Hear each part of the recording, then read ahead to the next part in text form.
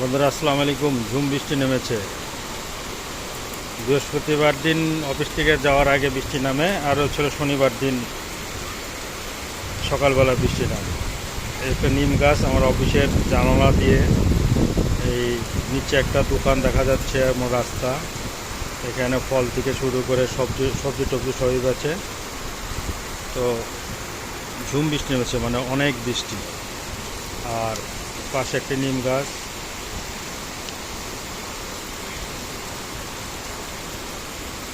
অনেক বৃষ্টি। তো এখন বাসতেছে 3টার উপরে, বাসায় যাওয়াটা কঠিন হয়ে যাবে, যদিও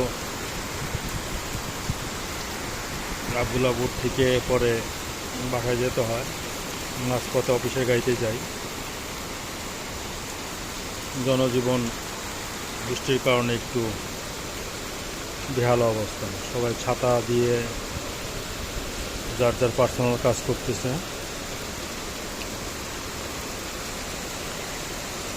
অনেক বৃষ্টি, বাইরের সাইডটা দেখাচ্ছি,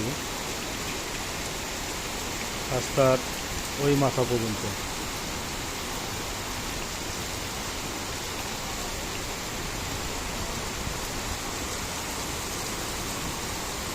বৃষ্টির ফোঁটাগুলো দেখেন, অনেক বড় বড় ফোঁটা।